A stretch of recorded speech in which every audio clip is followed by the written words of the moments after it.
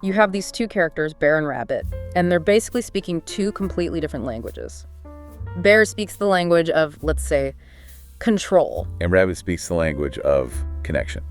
Exactly. And we get to see that clash play out. Okay. So the scene is a garage. It's a Saturday afternoon. They're trying to upcycle an old wooden cabinet. Bear is, well, he's stressed. Rabbit is ready to jump in. Okay, so let's hear it. I'll take Bear, you can be Rabbit. Perfect. Let's do it. Wait, Rabbit.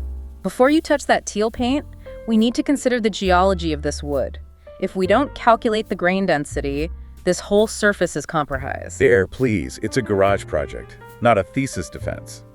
You're acting like this is a high-stakes lab experiment. Can't you just relax? I can't relax when the tools aren't in a perfect array.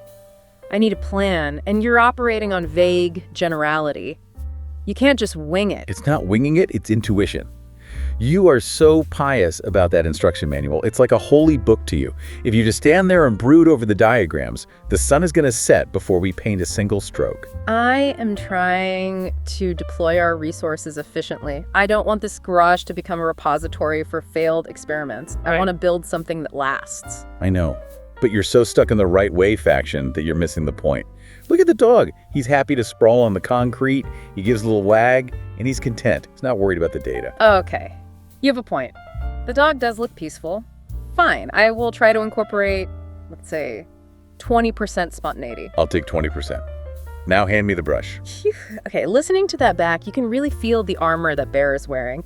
He isn't just nervous, he's like militarizing a weekend hobby. That's the first thing that jumped out at me. He doesn't just say, let's line up the tools. No. No, he needs a perfect array.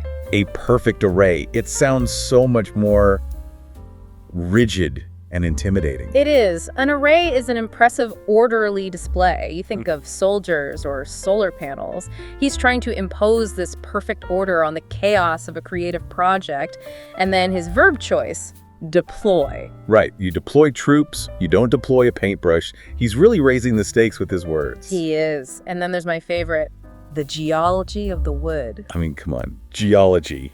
That's the study of the Earth's crust. Tectonic plates, yeah. It's such a brilliant procrastination tactic, though. If he frames a simple cabinet as this complex geological structure, it justifies all his hesitation. It justifies his fear of making a mistake. He says he's worried the garage will become a repository, a storage place for his failures. But Rabbit sees right through all that. She calls him pious about the manual. That was a sharp one. It was. A great word choice. Being pious is about religious devotion, right? Exactly. Yeah. She's mocking him for worshiping the rules instead of just doing the work. And she warns him not to brood. Brood is such a heavy word. It feels so much darker than just thinking. It is. To brood is to dwell on something unhappily, to obsess. Bear is completely stuck in his head, and Rabbit uses the dog to show him the way out. Right. The dog who loves to sprawl. Yes. Sprawl is the physical opposite of brood. It's lying out, limbs everywhere, totally unguarded and relaxed, and the wag of the tail. It's just simple, uncalculated joy. The dog isn't part of any faction. Another great word she used. The right way faction. A faction is a small group with its own ideas, usually inside a larger one, like in politics. She's telling him, you've isolated yourself. You're in this tiny club of one where there's only one correct way to do things. And she's inviting him to leave that club and join the fun. And he does. He finally cracks and accepts the 20% spontaneity. Which is the whole point of the story, really. Yeah. He learns that what he called vague generality might actually be freedom. It makes you think about our own approach to learning things, doesn't it? I think a lot of us are bears when we try to speak a new language. Totally. We want the grammar to be a perfect array before we even dare to open our mouths. We do.